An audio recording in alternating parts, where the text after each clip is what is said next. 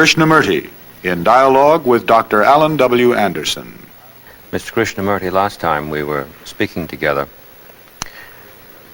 we were going into beauty. And just as we came to the end of our conversation,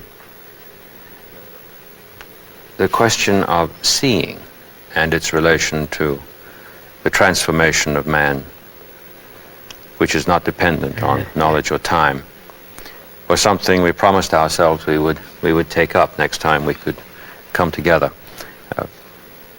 That is, so what is seeing, and what is listening, and what is learning? I think there are three related to each other: seeing, learning, hearing, and seeing. Mm-hmm. What is seeing? Perceiving.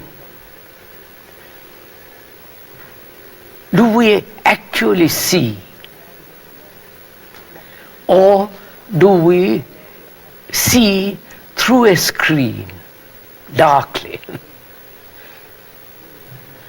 Screen of prejudice, screen of our idiosyncrasies, experiences, our wishes, pleasures, fears.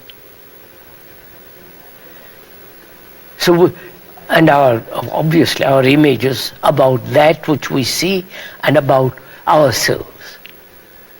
So we have this screen after screen between us and the object of perception. So do we ever see the thing at all? Or is it the seeing is colored by our knowledge, botanical experience, so on, so on, so on, or our images which we have about that thing, or the belief in which my mind is conditioned, the mind is conditioned, and therefore prevents the seeing? Or is the memories which mind has cultivated prevents the seeing? So seeing may not take place at all. Mm-hmm. And is it possible for the mind not to have these images, conclusions, beliefs, memories, prejudices, fears, and without having those screens, just to look?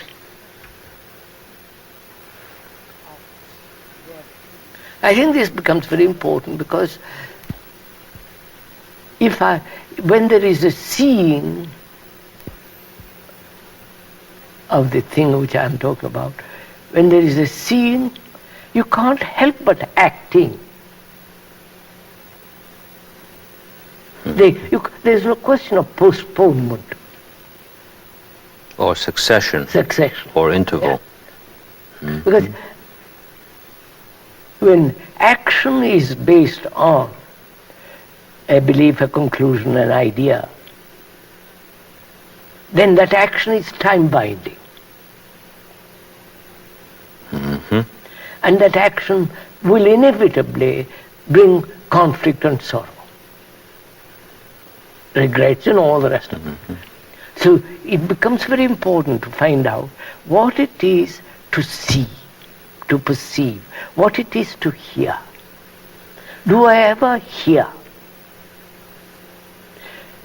When one is married, as a wife or a husband, or a girl or a boy, do I ever hear her or him? Or I hear her or him through the image I have built about her or him,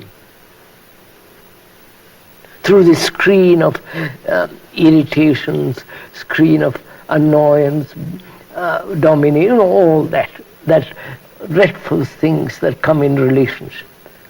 Mm-hmm. So, do I ever hear directly what you say? without translating, without transforming it, without twisting it. Do you ever hear a bird cry? Or a child weep? Or a man crying in pain? You follow, sir? Do you ever hear anything? Does a human being, I or X, listen at all? And what takes place when I do listen? Listen in the sense without any interference, without any interpretation, conclusion, like on listen, all that takes place. What happens when I actually listen? So look, we said just now, we cannot possibly understand what beauty is if we don't understand suffering, passion. You hear that statement. What does the mind do? It draws a conclusion. It has formed an idea, verbal idea, words, hears the words, draws a conclusion and an idea. Say, a statement of that kind has become an idea. Then man says, how am I to carry out that idea? And that becomes a problem. Of course it does, because the idea doesn't conform to nature, and other people have other ideas, and they want to get theirs embodied. Now we're up against the clash. Yes. So, can I listen to that? Can the mind listen to that statement without any forming an abstraction? Just listen. And either agreeing or disagree, just actually listen completely to that statement. If I'm following you, what you're saying is that were I to listen adequately, or just, let's say, listen, because it's not a question of more or less. Yeah. I'm absolutely listening, or I'm absolutely not listening. That's yes.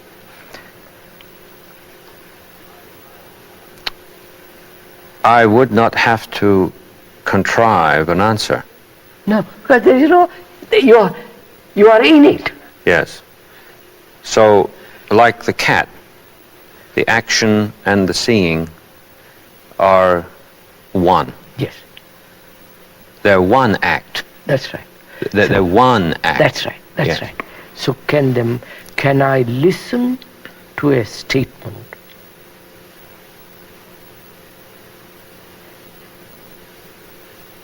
and see the truth of the statement or the falseness of the statement? Not in comparison, but in the very statement that you're making. I don't know if I'm making myself clear. Yes, you're making yourself very clear. That is, I listen to this statement. Beauty can never exist without passion, and passion comes from sorrow. I listen to that statement. I don't abstract an idea of it or make an idea from it. I just listen. What takes place? You may be telling the truth, or you may be making a false statement. I don't know. Because I'm not going to compare. No. You're going to see. I just listen.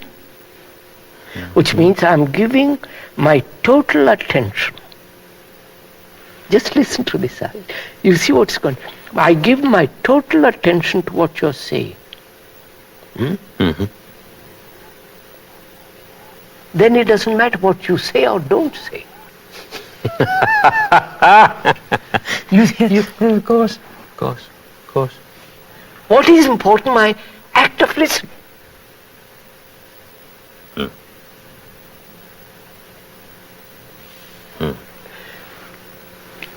And that act of listening has brought about a miracle of complete freedom from all that your statements, whether true, false, real. My mind is completely attentive. What more? Without attention means no border. Moment I have a border, I begin to fight you. Agree, disagree. Moment attention has a frontier, then concepts arise. But if I listen to you completely without a single interference of thought or ideation or mentation, just listen to that, the miracle has taken place, which is my total attention absolves me, my mind, from all the statements. I don't know if I'm clear. Yes, you are. Therefore, my mind is extraordinarily free to act. Our minds are so commercial. Unless I get a reward from it, I won't do a thing. And my mind lives in the marketplace, one's mind. I give you this, give me that. And there's an interval in between. You follow? Right. So, we are so used to commercialism, both spiritually and physically, that we don't do anything without a reward, without gaining something, without a purpose. It is all must be an exchange, not a gift, but exchange. I give you this and you give me that. I torture myself religiously and God must come to me. It's all matter of commerce. So you see, when one goes very deeply into this, when action is not based on an idea, a formula, a belief, then seeing is the doing. Then what is seeing and hearing, which we went into, then the seeing is complete attention. And the doing is in that attention. And the difficulty is how people will ask, how will you maintain that attention? Yes, and they haven't even started. How will you maintain it? Yes. Which means they are looking for a reward. Exactly. I will practice it. I will do everything to maintain that attention in order to get something in return. Attention is not a result. Attention has no cause. I mean, what has cause has an effect, and the effect becomes the cause. It's a circle. But attention isn't that. Attention doesn't give you a reward. Attention, on the contrary, there is no reward or punishment. Because it's no frontier. Yes, this calls up an earlier conversation we had when you mentioned the word virtue, and we explored it in relation to power. Exactly. And we're told what is difficult for a thinking child to believe given the way the child's brought up. But he's required somehow to make his way through it. That virtue is its own reward. Oh, that just is correct. And of course, it's impossible to see what is sound about that Yes, correct. under the conditioned situation in which he lives. They're just an idea, sir. It's They're an just idea. So now we tuck that back, and then later, when we need to remind somebody that they're asking too much of reward for something good that they did, we tell them, well, have you forgotten that virtue is its own reward? Yes, yes. It becomes a form of punishment. So then, you see, seeing and hearing, then what is learning? Because they're all interrelated. Learning, seeing, And hearing, And acting. action, and all that. It's Yes. all in one movement. They are not separate chapters. It's one chapter. Distinctions, no divisions. No, yeah. So what is learning? Is learning a process of accumulation?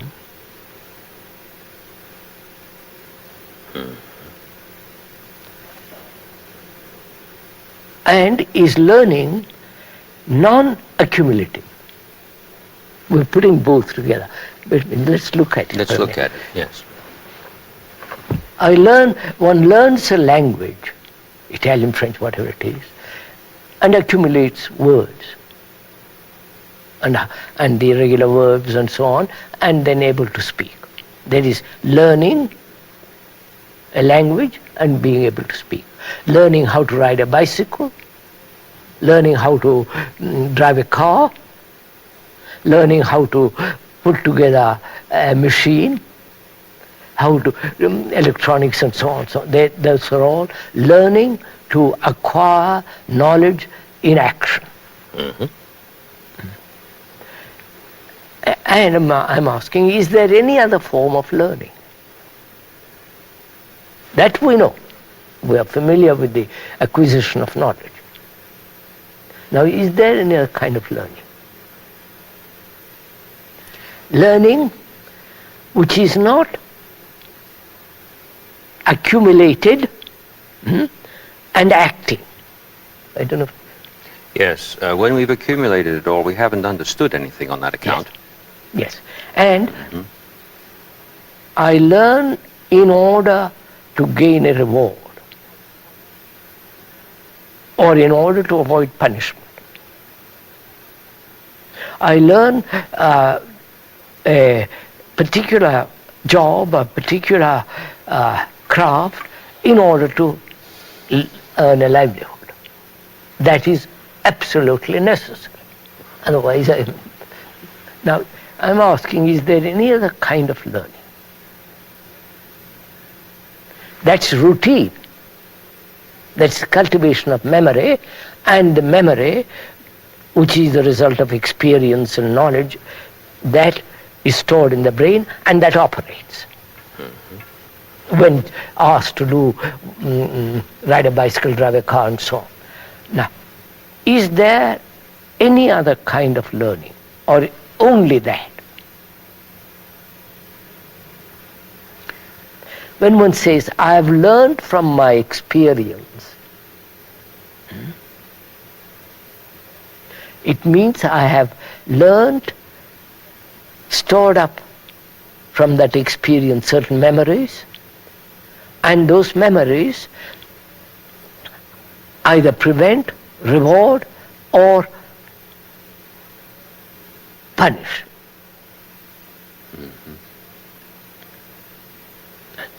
So then all such forms of learning are mechanical. And the brain and education is trained, the education is to train the brain to function in routine, mechanically. Because in that there is great security.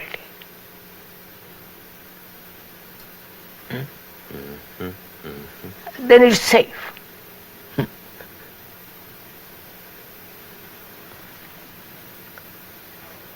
And so our mind becomes mechanical.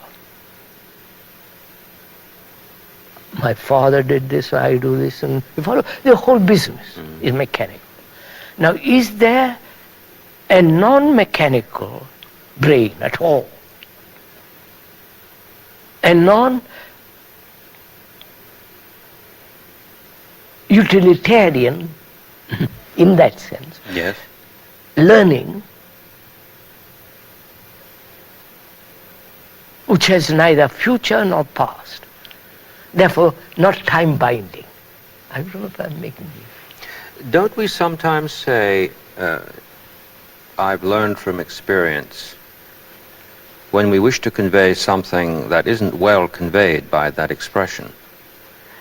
We wish to convey an insight that we don't feel can be, in a strict sense, dated. Listen, you see, sir, do we learn anything from experience? We have had, from history began, written history, 5,000 wars. I read somewhere, 5,000 wars. Killing, maimed. And have we learned anything? Have we learned anything from sorrow? Man has suffered. Have we learned anything from experience of the agony of uncertainty and all the rest of it? So when we say we have learned, I question, you follow? It seems such a terrible thing to say, I've learned from experience. You have learned nothing except in the field of knowledge. That's why our education, our civilization, all the things about us has made our mind so mechanical, so repetitive reactions, repetitive demands, repetitive pursuits, same thing being repeated year after year, thousands of years. My country and your country, I'll kill you, you kill me. You follow, sir? The whole thing is mechanical. Now, that means the mind can never be free. Thought is never free. Thought is always old. There is no new thought. Well, no, it's very curious in relation to a movement within the field of religion that calls itself, or did call itself, New Thought. Yes, I was laughing at the irony of it. Yes, goodness me. Some persons, I imagine, would object to the notion that we don't learn from experience in terms of the succession of wars, because wars tend to happen sequentially, generation to generation, and you have to grow up. But that's not true, because wars, more than one war, will happen very often in the same generation. And there hasn't been anything learned. About? 2 wars. Yes, hasn't been anything learned at all. At all. It's a terrifying thing to hear someone just come out and say,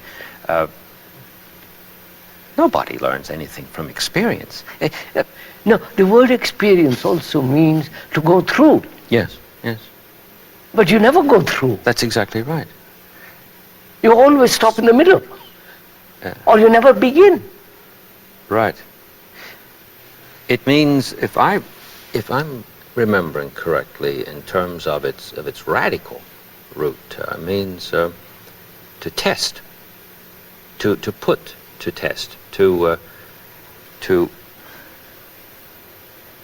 put a thing to the test and behave correctly while that's going on. You simply have to see. You just have to look, don't you? Of course. Yes. So that comes. So, as our civilization, our culture, our education has brought about a mind that's becoming more and more mechanical, and therefore time binding, and therefore never sense of freedom. Freedom then becomes an idea. You play around philosophically, but it's no meaning. But a man who says, now, I want to find out.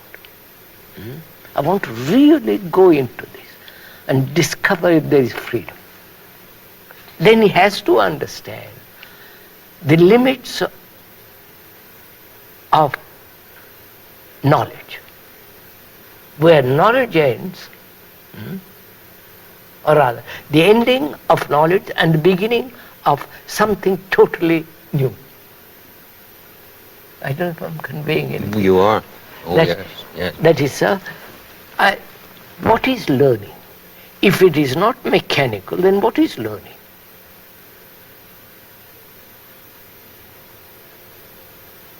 Is there a learning at all? Learning about what? I learn how to go to the moon, how to put up this, that, and drive and so on. In that field there is only learning. Is there any learning in any other field? Psychologically, spiritually? Can I learn? Can the mind learn about what they call God? If in learning, in the sense that you have asked this question, no, I must rephrase that. Well, stop this ifing. When one does what I'm about to say, when one learns about God or going to the moon, in terms of the question you've asked, he can't be doing what you are pointing to if this is something added on to the list. Sir, look, yes, what of course. is so clear. Yes, it is. I learn a language. Ride a bicycle, drive a car, put a machine together. That's essential. Now, I want to learn about God. Just listen to me. The God is my making. God hasn't made me in his image. I have made him in my image. Now, and I'm going to learn about him. Yes, You I'm follow? going to talk to myself. Learn about the image which I have built. About Christ, Buddha, whatever it is. The image I have built. So I'm learning what? To talk about talk. Yes. Learning about the image which I have built. Sir? Therefore, is there any other kind of learning except mechanical learning? I don't know if Well, you understand my question? Yes, I do. Yes, I do. I certainly do. So, there is only learning the mechanical process of life. There is no other learning. Yes. And see what that means, sir.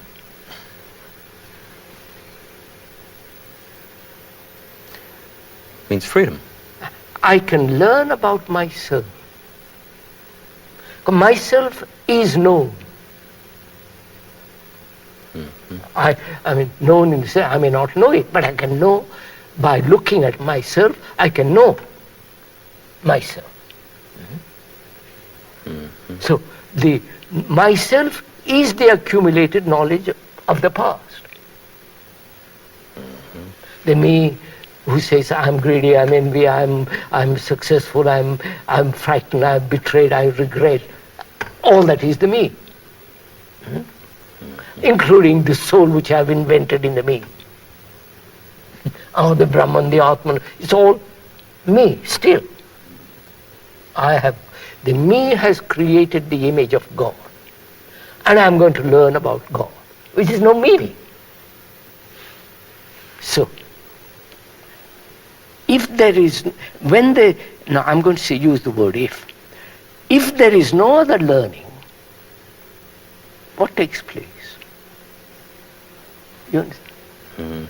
I employ, the mind is used in the acquisition of knowledge in matter. We'll put it differently. In mechanical things. And when the mind is employed there, is there any other processes of learning? Which means psychologically, inwardly. Is there? The inward is the invention of thought as opposed to the outer. I don't know. If I have understood the outer, I have understood the inner. Because the inner has created the outer. Yeah, the outer in the sense of the structure, the society, the religious sanctions, all that is invented or put together by thought. The Jesuses, the Christ, the Buddhas, all that. And what is there to learn? In listening to you, see the beauty of what's coming out of it. Yes. Goes back to your remark about Vedanta as the end of knowledge. That's what I was told. Yes. The interesting thing to me about the Sanskrit construction is that, unless I'm mistaken, it doesn't mean the end of it as a terminus, as a term, because that would simply start a new series. It's the consummation of it, which is the total end, in the sense that a totally new beginning is made that very point. That means, sir, I know, the mind knows the activity of the known. That's right. Yes. That's the consummation of knowledge. Yes. Of knowledge. Yes. Now, what is the state of the mind that is free from that and yet functions in knowledge? And yet functions in it. Yes. It is seeing perfectly. Don't go into it, you'll see very strange things take place. What is is this possible first? You understand? Because the brain and functions mechanically. It wants security. Otherwise it can't function.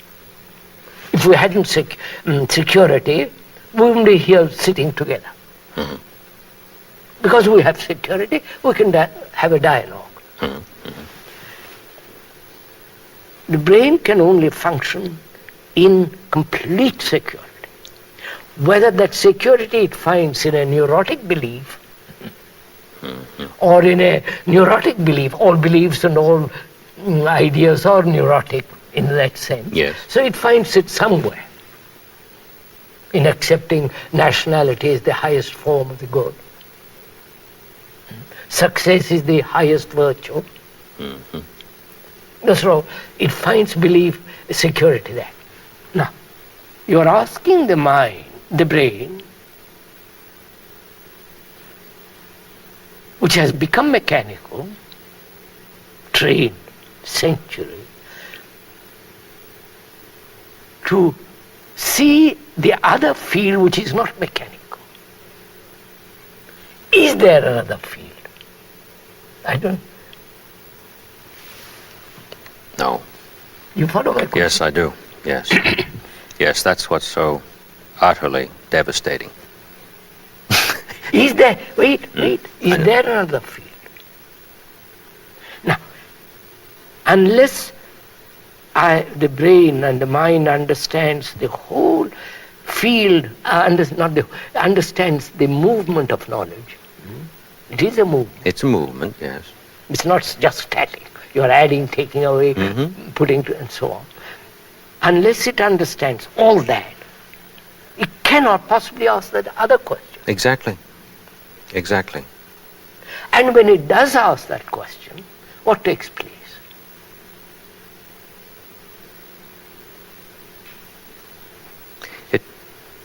This is real meditation. You know? This is, yes. Which we'll go into another time. So, you see, that's what it means. One is always listening with knowledge. Seeing with knowledge. This is the seeing through a glass darkly. Darkly. Now is there a listening out of silence?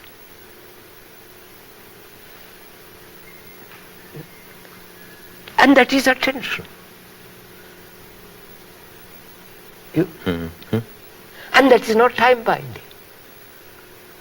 Because in that silence I don't want anything. It isn't I'm going to learn about myself. It isn't I'm going to be punished, rewarded. In that absolute silence I listen. The wonder of the whole thing is that it isn't something that is done. No. This meditation in succession. So when we talk about meditation, we'll have to go very deeply Yes. into that, because they have destroyed that word. These shoddy little men coming from India or anywhere, they have destroyed that thing. I heard the other day about someone who was learning transcendental meditation. Oh, you're learning. Well, it sounds. Of course. And they had to do it at 3 o'clock in the afternoon. Pay $35 or $100 to learn that. Yeah. And it's so sacrilegious. But if that is 3 o'clock in the afternoon was Judgment Day. It was If you didn't. Yeah, if you didn't do it according to your schedule, then the world has obviously come to an end. But ostensibly you're doing it to get free of that. So do go ahead. So you see, sir, that's what takes place. We began this morning about beauty. Yes. Then passion, then suffering, then action. Action based on idea is inaction. It sounds monstrous, but there it is. And from that we said, what is seeing and what is hearing? The seeing and the listening has become mechanical. We never see anything new. Even the flower is never new, which has blossomed overnight. We say, yes, that's the rose, I've been expecting it, it has come out now, how beautiful. It's always from the known to the known. A movement in time, and therefore time binding, and therefore never free. And yet we're talking about freedom, you know, philosophy, the lectures on freedom and so on, so on, so on. And the communists call it a bourgeois thing, which it is. In that sense, when you limit it to knowledge, it is foolish to talk about freedom. But there is a freedom when you understand the whole the movement of knowledge. So you observe out of silence, and observe and act in the field of knowledge. So both together in harmony. Seeing, then, is not scheduled. No. Yes, of course. What a... Yes.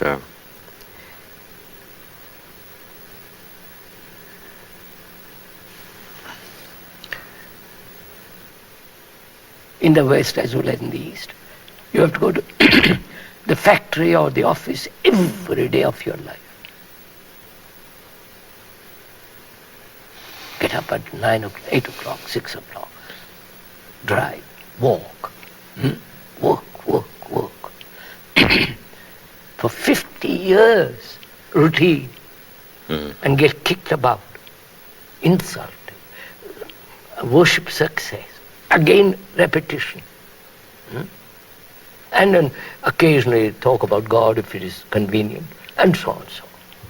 That is a monstrous life. And that's what we are educating our children for. That's the real living death. And Yes. nobody says, Yes. for God's sake, let's look at all this anew. Let's wipe our eyes clear of the past and look what we are doing. Give attention, care about what we are doing. No, we have this question instead. What shall we do about it? Yes, that's the question. And then that becomes the next thing done that's Which added is to the the link. continuity of the past in a different form. And the chain is Yes. endlessly linked. Yes. linked. Cause becoming the effect and the effect becoming the cause. So it's a very serious thing when we talk about all this, because life becomes dreadfully serious. And it's only this serious person that lives, not these people who seek entertainment, religious or the otherwise. We are so caught up in words. To us, the word is not the thing. The description is not the Not described. described. To us, the description is all that matters. Because we are slave to words, And to ritual. ritual and all the rest of it. Yes. So when you say, look, the thing matters more than the word, and then they say, how am I to get rid of the word? How am I to communicate if I have no word? You see how they've gone off? They're not concerned with the thing, but with the word. Yes. And the door is not the word. So, when we are caught up in words, the word door becomes extraordinarily important. And not the door. And I don't really need to come to terms with the door, I say to myself, because I have the word. Exactly. I have it all. So that's what education has done this. A great part of this education is the acceptance of words as an abstraction from the fact, from the what is. All philosophies are based on that. Theorize endlessly how one should live. And the philosopher himself doesn't live.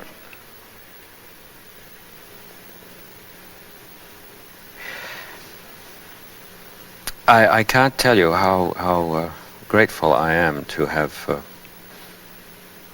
been able to share this with you. I've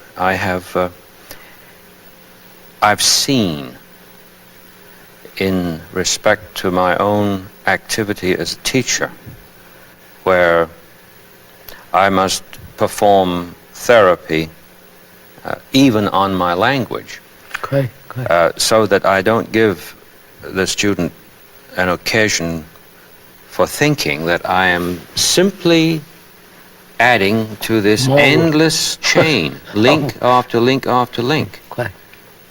There are two therapies here, then. There's the therapy that relates to words, and that flows out naturally.